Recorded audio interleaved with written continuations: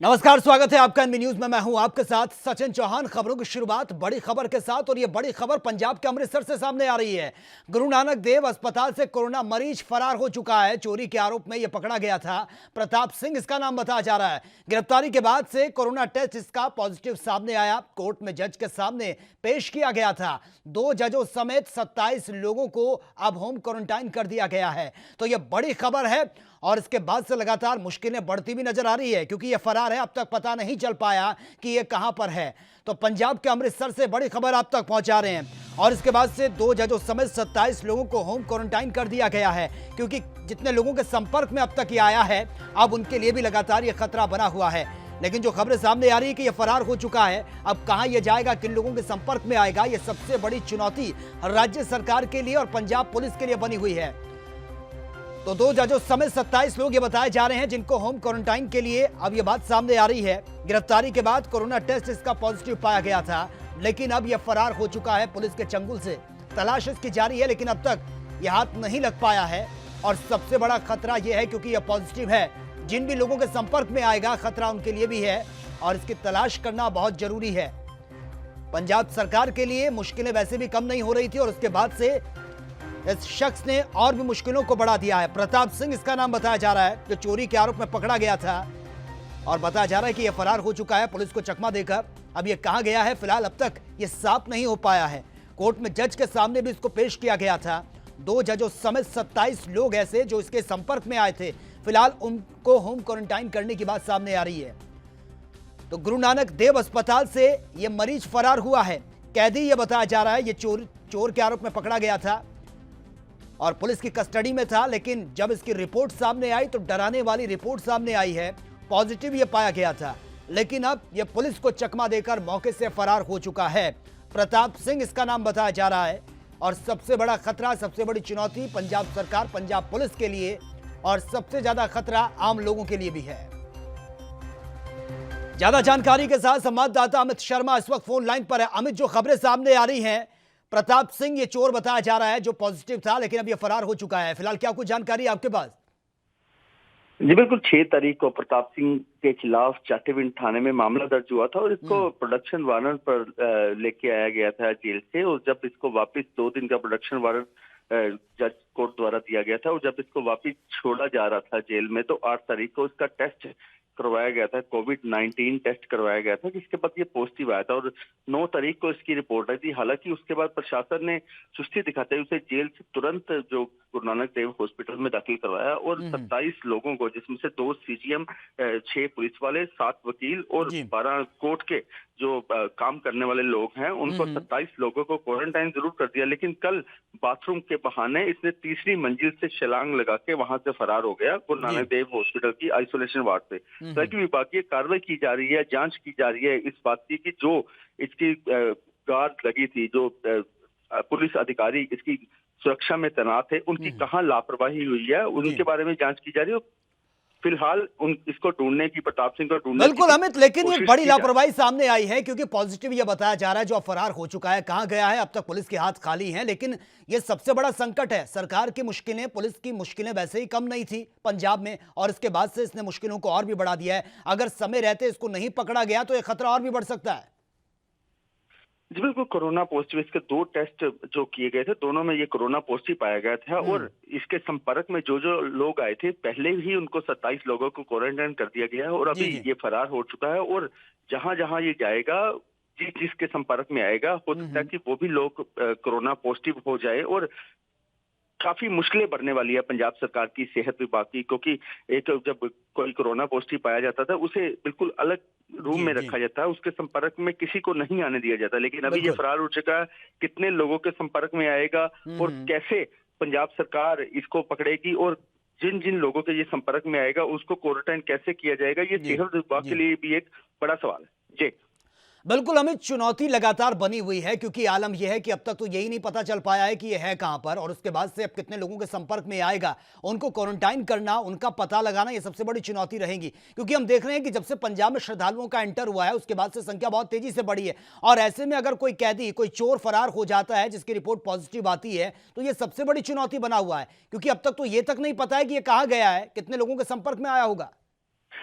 जी बिल्कुल, इसके घर में लगातार पुलिस द्वारा छापेमारी की जा रही है। जो जो इनके रिश्तेदार हैं, क्योंकि चाटीविंड थाने का मामला है, अमृतसर के देहाती एरिया में पड़ता है, तो इसके ढूंढने के लिए कोशिश की जा रही है। लेकिन एक बड़ी चुनौती भी साथ में, एक प्रश्न चिन्ह भी लग रहा है कि आखिर ये किन किन लोगों के संपर्क में आएगा। आखिर ये इस समय जहां भी गया होगा, किसी के घर में ही छुपा होगा और उनके पास जितने भी लोग होंगे उन सबके संपर्क में आएगा। सो जी। एक बहुत बड़ा सवाल है, क्योंकि जब श्रद्धालु यहाँ पे आना शुरू हुए थे तो श्रद्धालुओं को क्वारंटाइन किया गया था 14 दिन के लिए घरों में, और जो जो पॉजिटिव आता गया उसके बाद उनको आइसोलेशन वार्ड में दाखिल किया गया। हालांकि इस समय पूरा जो कोरोना पॉजिटिव की रिपोर्ट है वो थोड़ी सी थम सी गई है, ज्यादा रिपोर्ट्स नहीं आ रही है, पॉजिटिव नहीं आ रही है, ज्यादातर पिछले दिनों से नेगेटिव रिपोर्ट्स आ रही है। लेकिन अभी ये एक प्रताप सिंह एक बड़ा सवाल बन गया है कि अगर ये किस किस के संपर्क में आएगा, कितने लोगों को कोरोना पॉजिटिव करेगा, और इसको पकड़ना बहुत जरूरी हो गया है। बिल्कुल अमित, लेकिन सवाल यह भी है कि सुरक्षा को लेकर कितनी बड़ी चूक ये हुई है, क्योंकि जो उसका टेस्ट करवाया गया था कोविड-19 रिपोर्ट नहीं आई थी, लेकिन पुलिस को बहुत सख्ती दिखानी चाहिए थी। कैसे वो वॉशरूम के बहाने पुलिस को चकमा देकर फरार हो जाता है? जी, मुझे ऐसा लगता है कि अभी उन पुलिस वालों पे भी कार्रवाई की जाएगी, क्योंकि एक सब इंस्पेक्टर, एक एएसआई और साथ में कुछ कांस्टेबल इसकी सुरक्षा में तैनात किए गए थे, और बाथरूम के बहाने तीसरी मंजिल से छलांग लगा के ये फरार हुआ है। हालांकि उनकी कुछ लापरवाही भी इसमें बनती है, क्योंकि एक सुरक्षा में चूक जरूर कहीं ना कहीं हुई है, और ये भागने में कैसे कामयाब रहा और इसमें किन किन लोगों के हाथ है। हो सकता है कि इसमें किसी की मिली भुगती हो, इस बात में जांच की जा रही है, और इसमें जरूर कार्रवाई जरूर होगी उन पुलिस अमित, लेकिन कोई इनपुट अब तक मिल पाए हैं जांच पड़ताल में, कुछ क्लियर हो पाया है कि कहां ये गया होगा? क्योंकि आप बता रहे हैं कि तमाम इसके रिश्तेदार भी होंगे, इसका घर भी होगा। क्या पुलिस अब तक कोई कामयाबी पुलिस के हाथ लग पाई है, कोई इनपुट मिल पाए हैं ताकि जल्द से जल्द इसको पकड़ा जा सके?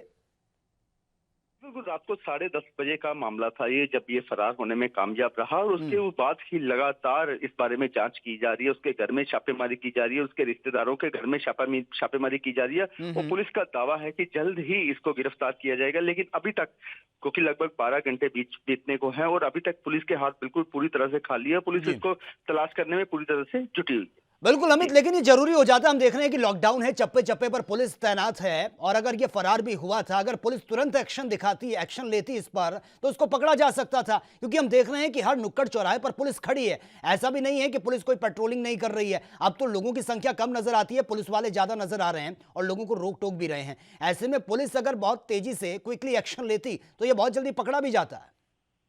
जी बिल्कुल, कर्फ्यू पूरे पंजाब में लगा हुआ है, देश में लॉकडाउन, और लोगों की संख्या सड़कों पे बहुत कम नजर आती है, और हर सबसे बड़ी बात की हर चौक चौराहे पे पुलिस तैनात है। अगर उसी समय सख्ती दिखाई जाती तो शायद ये प्रताप सिंह दोबारा से पुलिस की गिरफ्त में होता। लेकिन कुछ चूक जरूर हुई है, कहाँ हुई है इस बारे में भी जांच की जा रही है। उन पुलिस अधिकारियों पे भी गाज गिरना तय है जो इसकी सुरक्षा में तैनात है, और वो अगर उसी समय वायरलेस की जाती तो ये पुलिस की गिरफ्त में होता। लेकिन चूक हुई है, इसके बारे में जांच के बाद ही पता चलता है। जी चलिए अमित, बहुत बहुत शुक्रिया फिलहाल आपका तमाम जानकारी के लिए।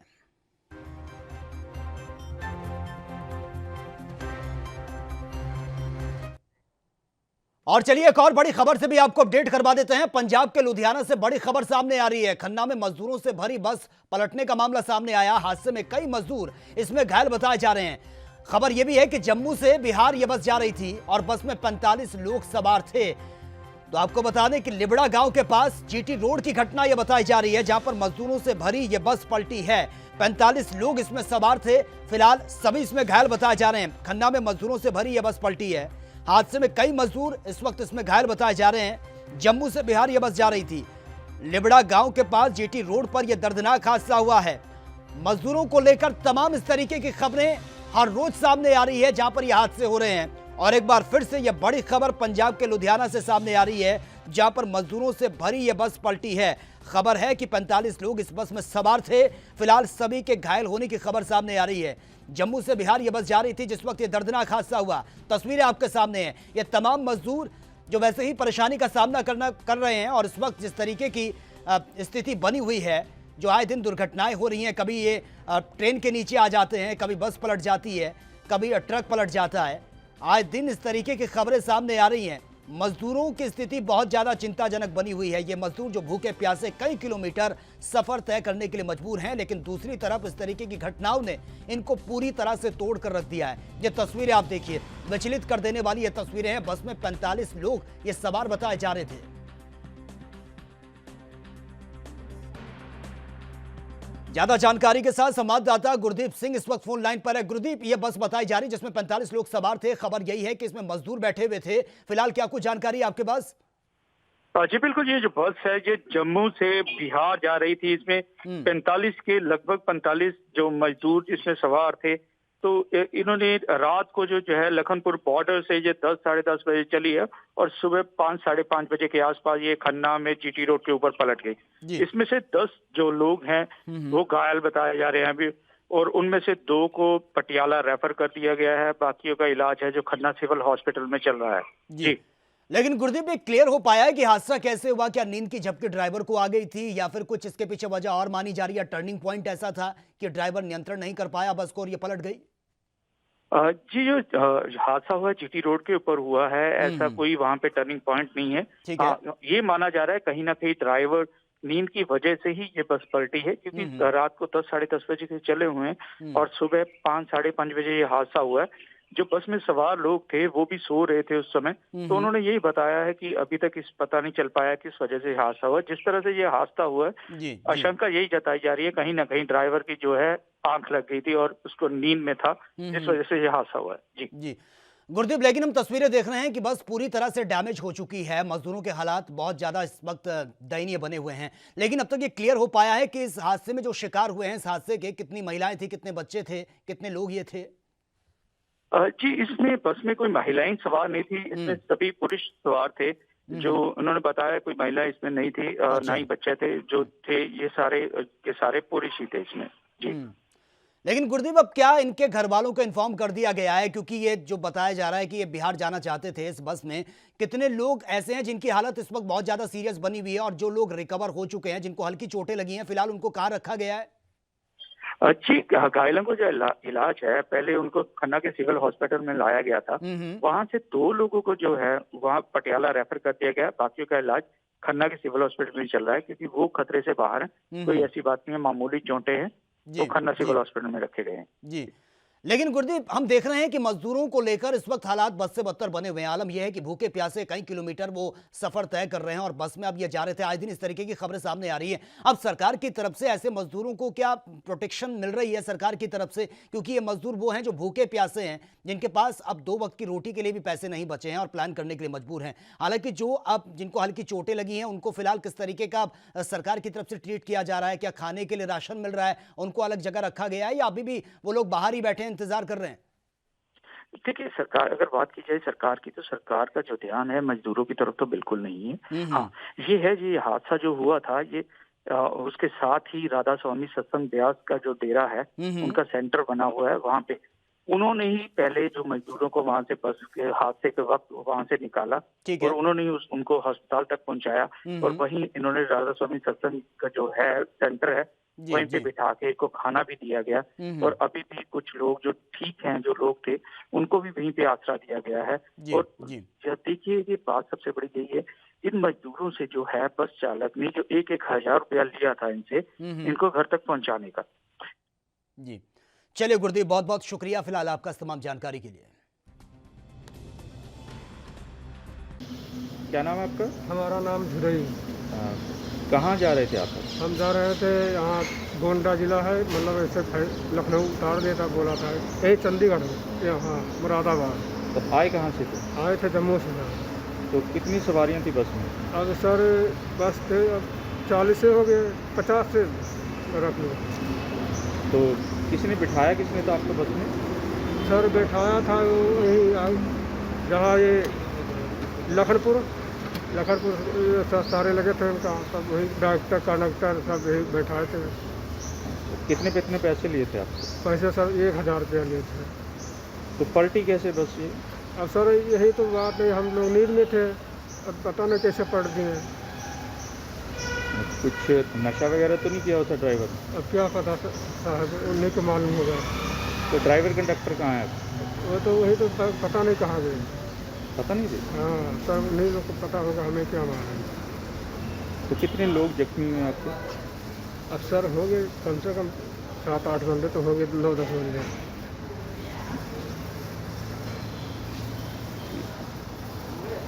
ਜਿਹੜੀ ਇਹ ਬੱਸ ਪਾਰਟੀ ਆ, ਕਿੰਨੇ ਕੁ ਵਜੇ ਪਾਰਟੀ ਆ ਤੇ ਕੀ ਹਾਦਸਾ ਕਿਵੇਂ ਵਾਪਰਿਆ?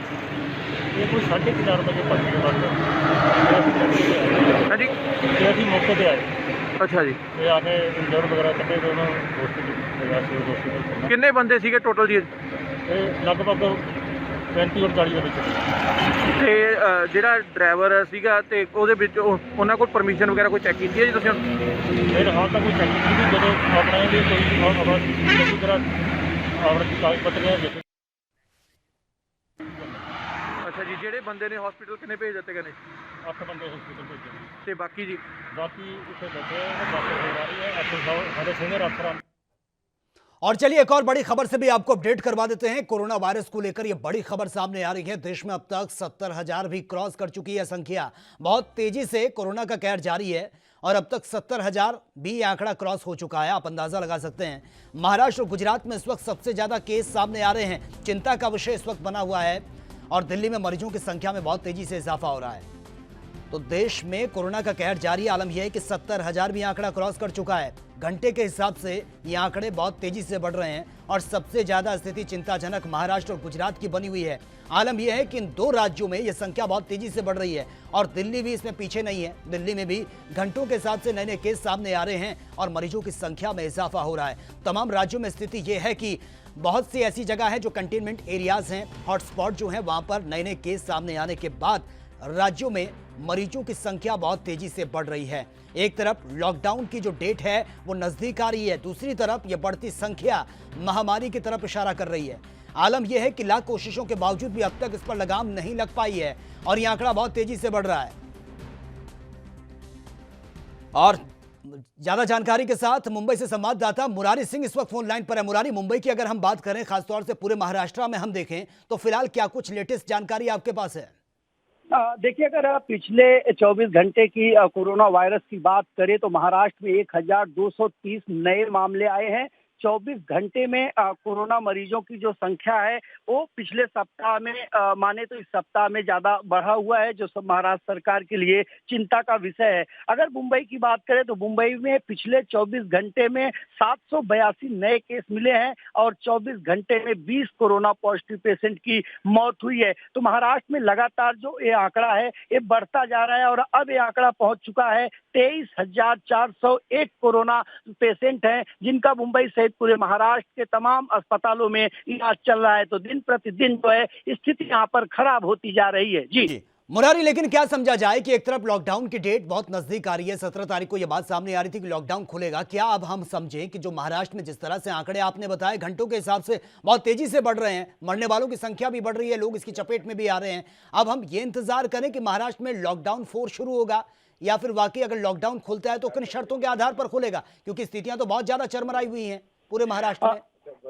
जी बिल्कुल सही कहना है और यही वजह था कि कल जब प्रधानमंत्री से महाराष्ट्र के मुख्यमंत्री उद्धव ठाकरे की बात हुई थी तो सूत्र बता रहे हैं कि इस महामारी से निपटने के लिए उद्धव सरकार ने प्रधानमंत्री से अपील की है कि आप जो कुछ आदेश देंगे महाराष्ट्र उसे पूरी तरह से पालन करेगा, क्योंकि स्थिति अब स्लम इलाकों में पहुंच चुकी है और स्लम इलाकों में कोरोना पर काबू पाने का मतलब लोहे के चना चबाने जैसा होगा, क्योंकि यहाँ 1-2 लाख की तादाद में लोग झोपड़पट्टियों में रहते हैं। देखना ये होगा कि आज जब कैबिनेट के मंत्रियों के साथ में उद्धव सरकार बैठक करती है तो क्या अपने मंत्रियों के साथ में वो तमाम इलाकों में जो तकलीफें हैं, जो लोग पलायन कर रहे हैं या भूखमरी है या फिर कोरोना के पेशेंट बढ़ रहे हैं, ऐसे में क्या कदम उठाना चाहिए, उन तमाम नेताओं के साथ में उद्धव सरकार डिस्कस करेगी। क्योंकि एनसीपी प्रमुख शरद पवार लेकिन मुरारी सिंह, जिस तरह से आंकड़ा बढ़ रहा है उसको लेकर सवाल ये भी उठ रहा है कि वक्त रहते अगर महाराष्ट्र सरकार बहुत एहतियात बरतती तो स्थितियां ये नहीं होती। लेकिन खबरें ये भी हैं कि जो तालमेल की कमी है, सेंटर की हम बात करें या स्टेट की हम बात करें, दोनों सरकारों के बीच में तालमेल की भी कहीं ना कहीं कमी रही है, जिस वजह से आंकड़ा बहुत तेजी से बढ़ा है। ये कहना गलत नहीं होगा। जिस तरीके की स्थिति देखी जा रही है, चाहे वो राशन की दुकान की राशन को लेकर के भीड़ हो या फिर गांव जाने के लिए मजदूरों का पलायन हो या फिर फंसे हुए लोगों के खाना देने की बात हो, ऐसे तमाम मुद्दों को देखा जाए तो दोनों सरकारों में आपसी तालमेल नहीं थी। शायद यही वजह है कि सबसे ज्यादा स्थिति महाराष्ट्र में बिगड़ती जा रही है और ऐसे में महाराष्ट्र सरकार गंभीर नहीं हुई। केंद्र सरकार भी अगर महाराष्ट्र के ऊपर सख्ती नहीं बरती, उद्धव सरकार को लॉकडाउन पालन कराने के साथ साथ उन तमाम नियमों का पालन नहीं कराई तो स्थिति काफी यहाँ जो है कि डरावनी हो जाएगी, क्योंकि उन्हीं इलाकों से कोरोना पॉजिटिव मिले जिन इलाकों में अब तक पाए गए हैं। जी बिल्कुल मुरारी, संख्या बहुत तेजी से बढ़ रही है और आपने जिस तरीके से बताया कि घंटों के हिसाब से नए नए केस सामने आ रहे हैं, लेकिन आज जिस तरह से ट्रेनें चलनी है मजदूरों को लेकर, ट्रेनों की रवानगी शुरू होगी, फिलहाल उनको लेकर क्या टेस्टिंग की जा रही है, किस तरीके के प्रिकॉशंस लिए जा रहे हैं? सही कहना है। आपको बता दें कि जितनी भी ट्रेन रवाना हो रही है, खास करके मुंबई से सटे ठाणे शहर के कल्याण रेलवे से या फिर मुंबई से सटे पालघर जिले के वसई रेलवे से छोड़ी जा रही है, ताकि जो भीड़ मुंबई के स्टेशनों पर, मुंबई के रास्तों पर न आए। यही वजह है कि मुंबई के तमाम झुग्गी झोपड़ी, road highway, western express highway से तमाम उन मजदूरों को मुंबई के बाहर ले जाया जा रहा है और वहाँ एक मैदान में उनको रखा जा रहा है और उनका बाकायदा मेडिकल चेकअप किया जा रहा है और उसके बाद उन्हें वहीं से ट्रेन में बैठाया जा रहा है। हालांकि जिस तरीके से पिछले 2-3 दिनों में ट्रेन चली है, अगर इसकी संख्या और बढ़ाई जाती है और जो नियम है, जो सोशल डिस्टेंसिंग है, जो मेडिकल चेकअप है, इसे अगर सही तरीके से फॉलो किया जाता है तो मजदूरों की ये समस्या जो महाराष्ट्र पर काफी विकराल बनती जा रही है, वो कहीं न कहीं थोड़ी सी राहत जरूर मिल पाएगी। जी बिल्कुल। चलिए मुरारी सिंह, बहुत बहुत शुक्रिया फिलहाल आपका तमाम जानकारी के लिए। लखनऊ से संवाददाता पुनीत मोहन इस वक्त फोन लाइन पर है। पुनीत, फिलहाल आपसे लेटेस्ट जानकारी मैं चाहूंगा कि घंटों के हिसाब से किस तरह से केसेस अब सामने आ रहे हैं, फिलहाल क्या कुछ स्थिति बनी हुई है? देखिए, सीधे तौर पे कहीं ना कहीं कोरोना की जो स्थिति है यूपी में, वो एक दिन हालात ठीक होता है तो दूसरे दिन खराब हो जाता है। लखनऊ में कल 1019 मेडिकल कॉलेज में सैंपल लिए गए थे, जिसमें से 10 केस नए आए हैं, जिनमें 4 लखनऊ के हैं। लेकिन इसमें चिंता की बात यह है कि एक पेशेंट दोबारा कोरोना पॉजिटिव पाया गया। अच्छा। सीधे तौर पे अगर हम इस मिथ्या को तोड़ दें कि कोरोना दोबारा अटैक नहीं करता, तो आज ये उदाहरण सामने है कि एक पेशेंट दोबारा कोरोना पॉजिटिव पाया गया है और कहीं ना कहीं एक चिंता का विषय सरकार के लिए बनता जा रहा है। ऐसे में जो श्रमिक यहाँ पर आ रहे हैं, लगभग अभी तक 2.5 लाख श्रमिक आ चुके हैं, उनमें भी कुछ कोरोना पॉजिटिव पाए गए हैं। श्रमिक ट्रेनें आ रही हैं। इसके अलावा आज से जो स्पेशल ट्रेनें चल रही हैं वो भी हालांकि लखनऊ नहीं आएंगी, लेकिन प्रयागराज, कानपुर, झांसी, आगरा और साप्ताहिक बरौनी एक स्टेशन है, वहां पर आएंगी। तो ऐसे में श्रमिकों के ज्यादा से ज्यादा आने की संभावना है, या उन लोगों के जो दूसरे राज्यों में फंस गए थे तो 2 महीने से लगभग इंतजार कर रहे थे, अब वो वहां से मूवमेंट करेंगे। सीधे तौर पे सरकार सतर्कता बरत रही है। जो भी लोग आ रहे हैं उनकी जांच कराई जा रही है, उनका डेटा नोट किया जा रहा है, होम क्वारंटीन कराया जा रहा है। लेकिन अगर इसमें जरा सी भी लापरवाही हुई तो स्थितियां महाराष्ट्र के जैसी हो जाएंगी। और लखनऊ से ट्रेन न निकालने का मतलब सीधा सा यही है कि राजधानी लखनऊ में किसी तरह की भीड़भाड़ ना हो, ट्रेन को लेकर के, ट्रेन पकड़ने को लेकर के आपत्ति ना मचे लोगों में। बिल्कुल पुनीत, लेकिन उत्तर प्रदेश की हम बात करें, सबसे बड़ा राज्य है और उत्तर प्रदेश में अगर स्थितियां आउट ऑफ कंट्रोल होती है तो पूरे भारत के लिए संकट है, क्योंकि हम देख रहे हैं कि अभी अंदर खाने की स्थितियां नहीं संभली हैं। जो बाहर से मजदूर आएंगे वो भी सबसे बड़ा चिंता का विषय बना हुआ है। लेकिन एक तरफ कह रहे हैं कि लॉकडाउन की डेट बहुत नजदीक आ रही है, इसको लेकर आगे डिसीजन लिया जा सकता है, क्योंकि लंबे समय तक कामकाज भी बंद नहीं रखा जा सकता। ऐसे में संख्या बहुत तेजी से बढ़ रही है, दूसरी तरफ लॉकडाउन का जो टाइम पीरियड है वो ऑलमोस्ट खत्म होने वाला है। अब किस तरीके से आगे सरकार बैलेंस करके चलेगी? देखिए, सरकार का सीधा सा मानना है कि जिस तरीके से लॉकडाउन 3 में बनाया गया था, ग्रीन जोन, ऑरेंज जोन और रेड जोन, इसी पैटर्न पर इसे आगे बढ़ाया जाएगा। और ग्रीन जोन में उद्योग धंधों को ज्यादा छूट दी जाएगी, लेकिन बॉर्डर पर निगाहें रखी जाएंगी। ऑरेंज जोन जो है वहां पर भी उद्योग धंधों को छूट दी जाएगी और रेड जोन में कुछ शर्तों के साथ उद्योग धंधों को खोलना अब मजबूरी है, क्योंकि कहीं ना कहीं सीधे तौर पे अर्थव्यवस्था बहुत ज्यादा इफेक्ट हो रहा है इसका। सरकार का जो रेवेन्यू आना था वो लगभग 12,100 कुछ करोड़ था और 1178 करोड़ रुपए मात्र आए इस लॉकडाउन के चलते। उसी के चलते शराब के दामों में वृद्धि करी गई, पेट्रोल और डीजल पर वैट के दाम बढ़ाए गए। लेकिन ज्यादा महंगाई करने से भी जनता में हाहाकार मच जाएगा और विपक्ष के निशाने पर योगी सरकार आ जाएगी। उसको देखते हुए सीधे तौर पर उद्योग धंधों को बढ़ावा देंगे। ओडीओपी जो लोन होते हैं, जो one district one product loan है, उनको बढ़ावा दिया जाएगा, नए उद्योग धंधे लगाए जाएंगे। और सरकार का प्लान है जो भी श्रमिक यहाँ पर आए हैं, लगभग 90 लाख रोजगार उनके लिए उत्पन्न करना एक बहुत बड़ी चुनौती है, क्योंकि कहने और करने में काफी फर्क होता है। उद्योग धंधे अगर यूपी में नहीं सेटल होंगे तो ये श्रमिक आ जाए हैं और ये वापस भाग जाएंगे और सीधे तौर पर कहीं ना कहीं इनको यहाँ से अच्छे पैसे वहां मिल रहे थे, इसीलिए अपना गाँव, अपना शहर छोड़ करके दूसरे राज्यों में रह रहे थे। जैसी उनकी क्वालिफिकेशन है, जैसा उनका एक्सपीरियंस है, उसके हिसाब से उनको यहाँ पर एडजस्ट कराना एक बहुत बड़ी चुनौती है। हालांकि जो इकाइयां चल रही हैं, लगभग 15,000 से ज्यादा इकाइयां हैं। बिल्कुल पुनीत, लेकिन अभी वर्तमान में हालात तो ये बने हुए हैं कि मजदूरों की पहली प्राथमिकता सिर्फ पैसा नहीं है, पहली प्राथमिकता है कि 2 वक्त की रोटी अगर उनको मिल जाए तो वो फिर भी सब्र कर सकते थे। लेकिन आलम यह है कि 2 वक्त की रोटी भी उनको नसीब नहीं हो रही है।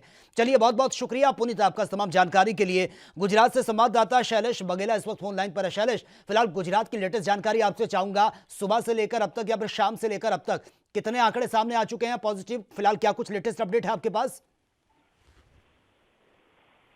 शैलेश, आपको मेरी आवाज मिल पा रही है? शैलेश, आप मुझे सुन पा रहे हैं? चलिए, लगता है शायद आवाज उन तक नहीं पहुंच पा रही है। तो बहुत तेजी से ये संख्या बढ़ रही है। अलग अलग राज्यों के हाल हम आपको बता रहे हैं। आलम यह है कि घंटों के हिसाब से बढ़ती संख्या राज्य सरकारों के लिए मुश्किलें बढ़ा रही हैं। एक तरफ जो मजदूर हैं वो प्लान कर रहे हैं, दूसरी तरफ अगर लॉकडाउन खुलता है, इंडस्ट्री खुलती है, तो लेबर की कमी पड़ेगी। यानी कि आने वाला वक्त बहुत कठिनाई के दौर से गुजरने वाला है, क्योंकि वर्तमान में जो हालात बने हुए हैं, संख्या बहुत तेजी से बढ़ रही है। ऐसा नहीं है कि हालात को कंट्रोल कर लिया गया है। तमाम राज्यों से बढ़ते आंकड़े सरकार की मुश्किलों को बढ़ा रहे हैं। दूसरी तरफ मजदूरों का प्लान लगातार जारी है, स्पेशल ट्रेनें उनके लिए चलाई जा रही है, लेकिन मजदूर भी इसकी चपेट में आ रहे हैं। संवाददाता अभिषेक साधु इस वक्त फोन लाइन पर है। अभिषेक, फिलहाल अगर गुजरात की लेटेस्ट मैं अपडेट आपसे चाहूं तो फिलहाल क्या कुछ जानकारी है आपके पास? कितने मामले अब तक पॉजिटिव सामने आ चुके हैं कल रात से लेकर अब तक की अगर रिकॉर्ड की हम बात करें? अभिषेक, आपको मेरी आवाज मिल पा रही है? जी जी बिल्कुल जी। अभिषेक, क्या कुछ लेटेस्ट जानकारी है आपके पास कोरोना वायरस को लेकर? कितने आंकड़े अब तक सामने आ चुके हैं? कितने केस पॉजिटिव पाए गए हैं? जी, पिछले 24 घंटे में गुजरात में 347 नया केस का मामला दर्ज हुआ है और गुजरात में अभी तक मरीजों की संख्या 8,542 हो गई है। जी। और गुजरात में सबसे ज्यादा केस जो है वो अहमदाबाद में है। चलिए अभिषेक, बहुत बहुत शुक्रिया फिलहाल आपका तमाम जानकारी के लिए।